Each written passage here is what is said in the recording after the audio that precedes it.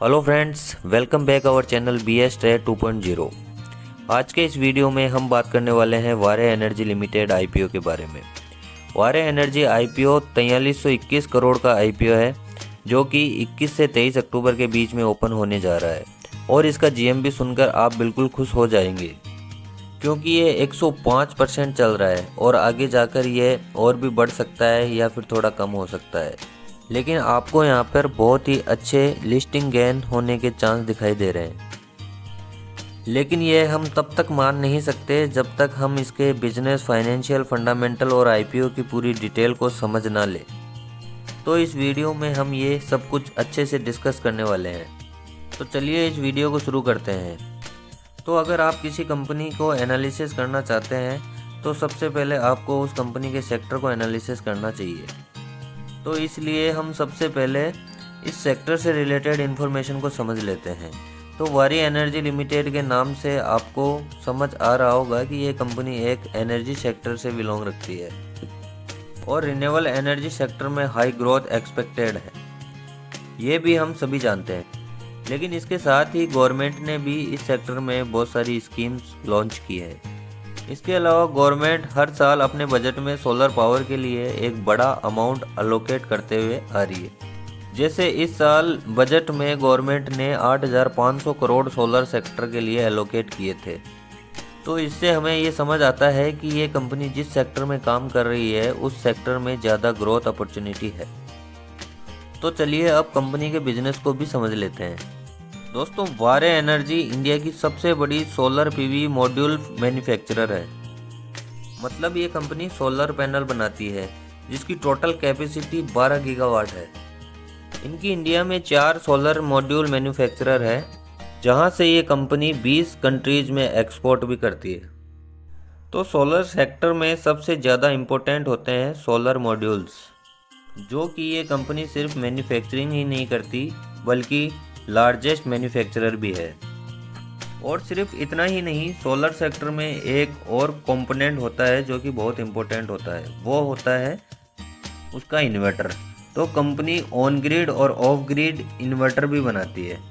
तो इससे ये समझ आता है कि ये कंपनी सेम उसी कैटेगरी में काम कर रही है जिसमें सबसे ज़्यादा ग्रोथ है। तो इतना हमें समझ आ गया है कि ये जो सेक्टर है ये ग्रो कर रहा है और कंपनी उसी सेक्टर में काम कर रही है जिसमें ग्रोथ है। लेकिन कंपनी उस ग्रोथ का फ़ायदा उठा भी पा रही है या नहीं, ये हमें कंपनी के फंडामेंटल और फाइनेंशियल को देखकर पता चलेगा। पर वो जानने से पहले IPO की इम्पोर्टेंट डिटेल को समझ लेते हैं। तो ये मैं आपको पहले ही बता चुका हूँ कि ये 4321 करोड़ का IPO है, जिसमें से जो 3600 करोड़ रुपए हैं वो एक फ्रेश इशू है और बचा हुआ जो 721 करोड़ रुपए है वो ऑफर फॉर सेल है, जिनमें इनके जो एग्जिटिंग इन्वेस्टर हैं वो अपनी पोजीशन को एग्जिट कर रहे हैं। ये IPO 21 से 23 अक्टूबर के बीच ओपन होने जा रहा है, जिसमें इसका प्राइस बैंड है जो 1427 से 1503 रुपये के बीच में रखा गया है। मतलब आप 1500 रुपये पर शेयर के हिसाब से समझ लीजिए। आपको एक लॉट में 9 शेयर देखने को मिलेंगे, जिसमें आप रिटेल कैटेगरी में एक लॉट अप्लाई कर सकते हैं।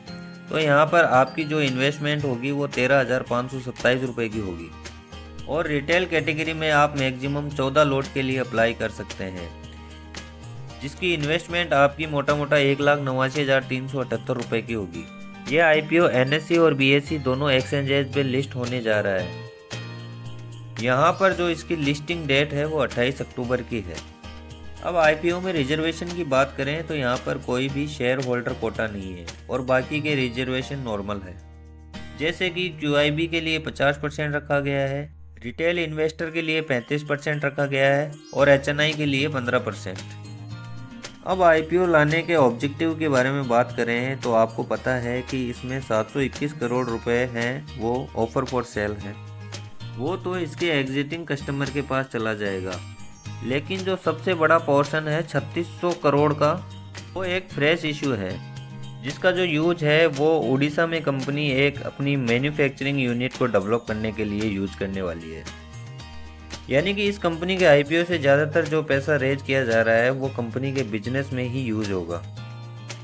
तो अब आपको इस आईपीओ की पूरी डिटेल पता चल चुकी है, तो वापस आते हैं हमारे सेम उसी सवाल पर कि जो इस सेक्टर में ग्रोथ है उसका फ़ायदा कंपनी उठा भी पा रही है या नहीं। तो इसके लिए हमें इस कंपनी के फंडामेंटल और फाइनेंशियल को देखना पड़ेगा। तो अब इसके फंडामेंटल देखते हैं।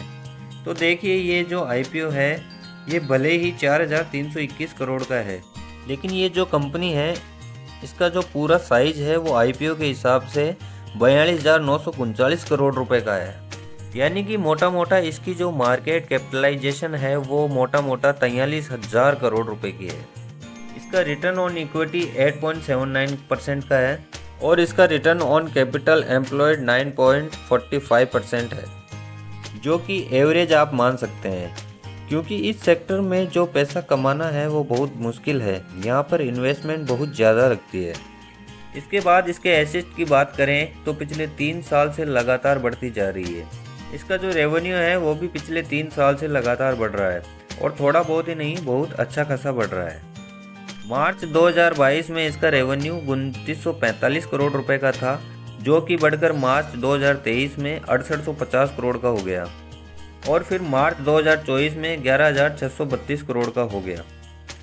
यानी कि हमारा जो सवाल था कि कंपनी इस सेक्टर में ग्रोथ कर भी पा रही है या नहीं, हमें ये दिखाई देता है कि कंपनी की सेल्स बड़ी तेज़ी से बढ़ रही है।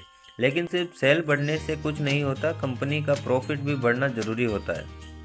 तो आपकी जानकारी के लिए बता दें कि इस सेक्टर में ज़्यादातर जो कंपनियां हैं वो लॉस में चल रही है, लेकिन ये जो कंपनी है ये प्रॉफिट में है। मार्च 2022 में इन्होंने 79 करोड़ का प्रॉफिट हुआ, जो कि बढ़कर मार्च 2023 में 500 करोड़ का हो गया और फिर मार्च 2024 में यह बढ़कर 1274 करोड़ का हो गया। यानी कि कंपनी प्रॉफिटेबल भी है और इसके साथ साथ कंपनी पर ज़्यादा डेट भी नहीं है।